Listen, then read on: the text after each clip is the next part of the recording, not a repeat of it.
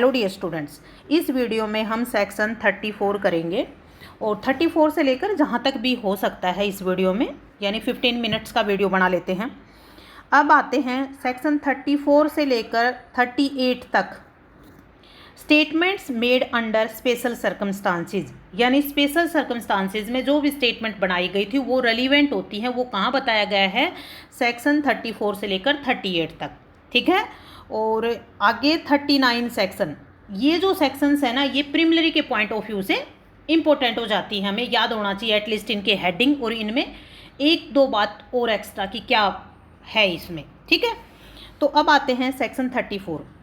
Section 34 entries in books of account. Books of account में जो entries हैं वो कब रेलिवेंट हो जाती हैं? अब बुक्स ऑफ अकाउंट के साथ इलेक्ट्रॉनिक फोरम में भी कोई एंट्री है वो भी रेलिवेंट है। वो कब वर्ड जोड़ा गया है? ये 2000 आईटी एक्ट है तब ऐड किया गया है। और आईटी एक्ट कमेंसमेंट में कब आया? ये 17 अक्टूबर को कमेंसमेंट में आया, ठीक है। अब जो एंट्रीज इन बुक अकाउंट है उसमें इलेक्ट्रॉनिक फोरम इंक्लूड होता है, ठीक है। और कब? ये regularity kept in the course of business, course of business में रेगुलरिटी से रखा गया हो तब ये रेलिवेंट हो जाता है, ठीक है। लेकिन इसके साथ है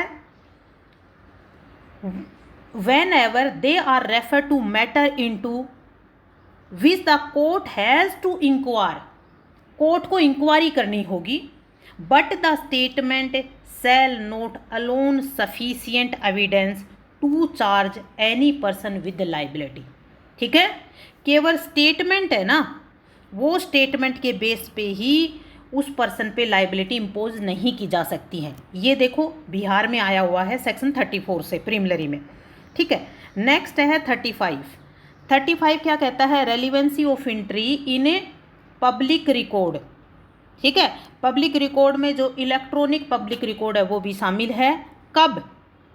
ये made in performance of duty, अपनी ड्यूटी को परफॉर्म करते हुए जो भी पब्लिक रिकॉर्ड तैयार किया जाता है वो रेलिवेंट होता है सेक्शन 35 में, ठीक है।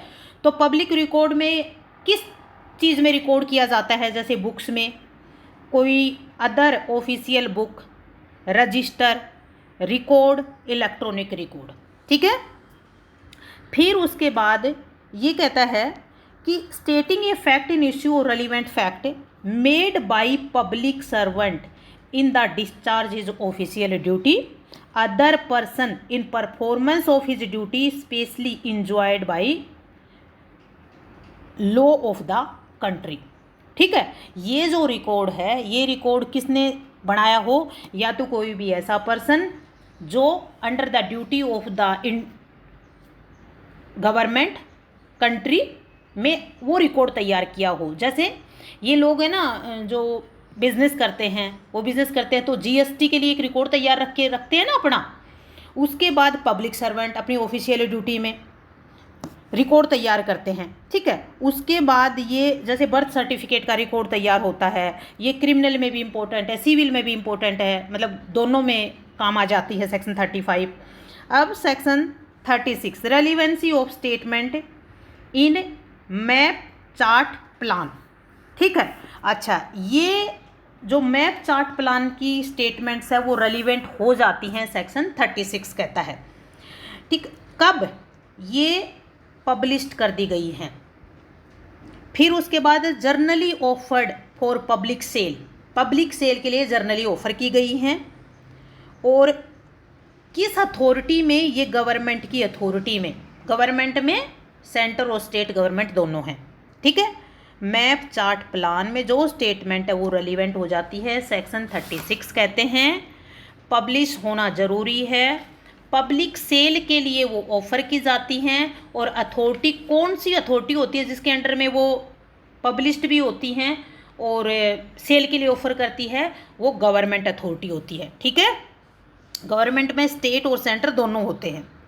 फिर उसके बाद ये है two matters usually represented stated, ठीक है। वो जो स्टेटमेंट उसमें है ना, उस स्टेटमेंट में वो जो मैटर रिप्रेजेंट किया जाता है उस मैप में जो लिखा है, चार्ट में जो लिखा है, ठीक है, और जो कहा गया है वो स्टेटमेंट रेलिवेंट हो जाती है, ठीक है। उसके बाद है सेक्शन 37। सेक्शन 37 में क्या है, relevancy of statement as to fact of public nature content in certain acts और नोटिफिकेशन, यानी कोई भी एक्ट्स और नोटिफिकेशन में कोई बात कही गई है वो पब्लिक नेचर की है, वो स्टेटमेंट सेक्शन 37 में रेलिवेंट हो जाती है, ठीक है। तो इसमें ये बताया गया है, उतना आता नहीं है, उतना याद, इतना रटने की ज़रूरत भी नहीं है। जब सब कुछ याद हो जाए तो लास्ट में 10% में ये चीज़ें याद हो जाएंगी आपको। लेकिन सेक्शन 37 के हेडिंग में क्या बोला गया है, पब्लिक नेचर का हो, एक्ट नोटिफिकेशन से रिलेटेड हो, ठीक है। नेक्स्ट है सेक्शन 38। सेक्शन 38 क्या कहता है, relevancy of statements as to any law content in law books, ठीक है। ये यूपी जुडिशरी में आया हुआ है। जो भी लॉ बुक्स में स्टेटमेंट्स दी गई हैं, लिखी गई हैं, वो रेलिवेंट हो जाती हैं। तो जब भी कोर्ट को कोई ओपिनियन बनाना पड़ता है तो उस टाइम कहाँ से देखेगा कि कौन सी लॉ की बुक्स हैं या कौन सी लॉ है जो रेलिवेंट है, ठीक है। तो ये यहाँ पर हमें दो चीज़ याद रखनी है, ठीक है। जो भी लॉ बुक्स हैं वो प्रिंटेड और पब्लिश्ड गवर्नमेंट अथॉरिटी के अंडर हुई हैं, या फिर जो भी कोर्ट की रूलिंग है ना, रूलिंग ऑफ कोर्ट की जो हैं किताब, जो बुक्स हैं वो रेलिवेंट हो जाती हैं। वहाँ पे जो भी लॉ लिखा गया है वो रेलिवेंट हो जाती है, ठीक है। अब हमने कर लिया है सेक्शन 38 तक, ठीक है। फिर उसके बाद हम सेक्शन 39 में चलते हैं। सेक्शन 39 क्या कहता है, ये प्रिलिमिनरी में कई बार आता है, how much of statement is to be relevant. Section 39 की ये हेडिंग की जो स्टेटमेंट है ना, उसमें भी अकेला सेक्शन 39 है, ठीक है। भाई कितनी स्टेटमेंट रेलिवेंट होगी, तो इसमें कितनी स्टेटमेंट रेलिवेंट होगी, इसमें सिंपल सा आंसर है यहाँ पर कि so much no more, evidence shall be given so much no more, ठीक है।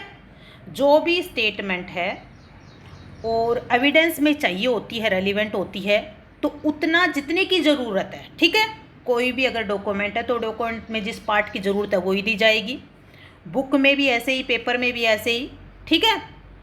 किसी भी पार्टिकुलर केस में जितनी ज़रूरत होती है उतनी ही दी जाएगी, ठीक है। ये प्रिलिमिनरी में क्वेश्चन डायरेक्ट ही पूछा जाता है कि कितनी रेलिवेंट होती है, तो सो मच नो मोर, ठीक है। अब सेक्शन 34 से लेकर हम 39 तक बात करें तो हमें क्या क्या चीज़ याद करनी है। सबसे पहले 34 एंट्रीज ऑफ बुक अकाउंट की बात करता है, ठीक है। फिर उसके बाद 35 में ये पब्लिक ड्यूटी में पब्लिक सर्वेंट या किसी भी पर्सन ने जो भी under the law of country में रिकॉर्ड तैयार किया है वो रेलिवेंट है। इसमें 36 में मैप, चार्ट और प्लान में जो स्टेटमेंट है पब्लिक सेल के लिए ऑफर की गई है वो रेलिवेंट है। फिर 37 में कोई भी पब्लिक नेचर का जो एक्ट और नोटिफिकेशन है वो रेलिवेंट है। फिर उसके बाद 38 में लॉ से रिलेटेड है। लॉ से रिलेटेड हमारे पास दो चीज़ें हैं, कहाँ से लेंगे, ठीक है। उसके बाद हाउ मच, कितना, ठीक है, कितनी रेलिवेंट है, तो सो मच एंड नो मोर।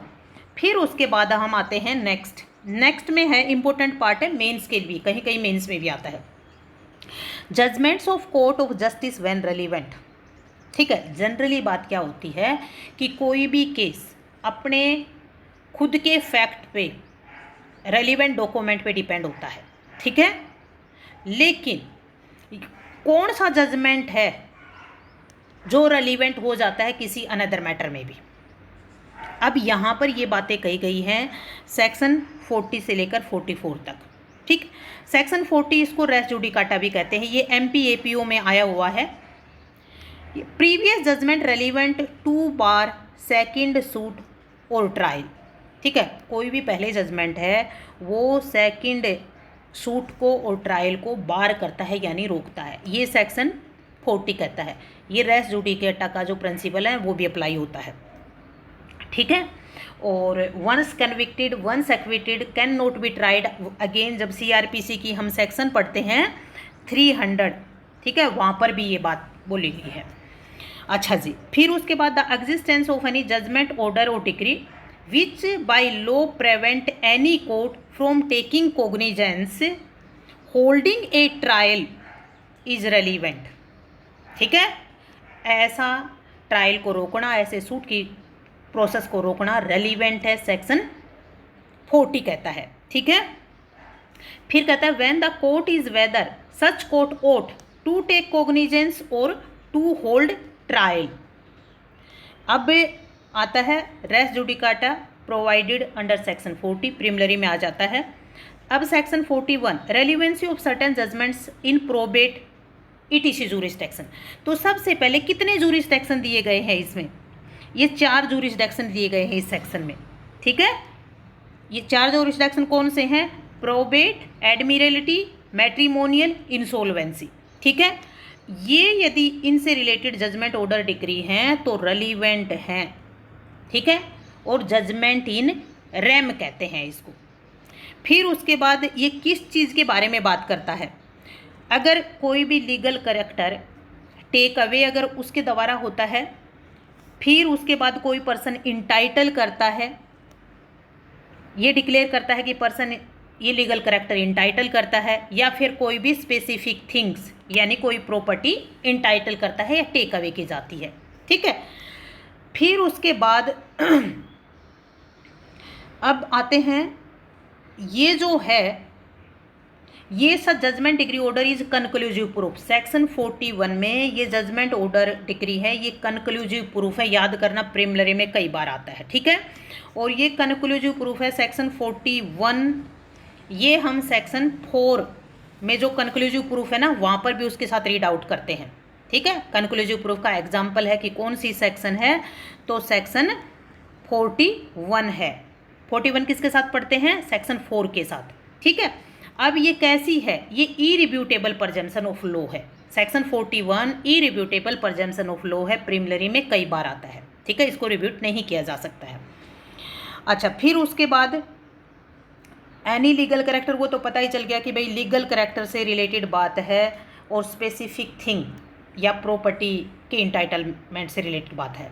अब इन यदि जजमेंट में कोई भी लीगल करेक्टर टेक्स अवे किया जाता है, कन्फर किया जाता है, डिक्लेयर किया जाता है, ठीक है, या पर्सन ऐसी प्रॉपर्टी का इंटाइटल्ड है, ये चीज़ें इन जजमेंट में कही गई हैं। फिर उसके बाद है सेक्शन 42।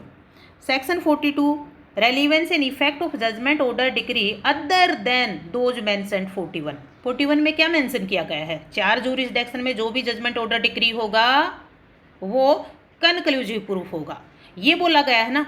उनके अलावा जजमेंट और डिक्री कौन से हैं जो सेक्शन 42 में रेलिवेंट है?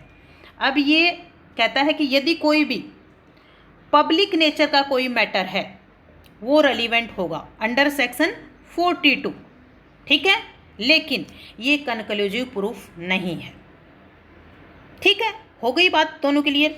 उसके बाद सेक्शन 43 क्या कहता है? जजमेंट्स ऑर्डर डिक्री, ईटीसी का मतलब ऑर्डर और डिग्री, ये दोनों इंक्लूड हैं, other than those mentioned section 40, 41 और 42। इनके अलावा कौन से जजमेंट, डिक्री और ऑर्डर रेलिवेंट हैं?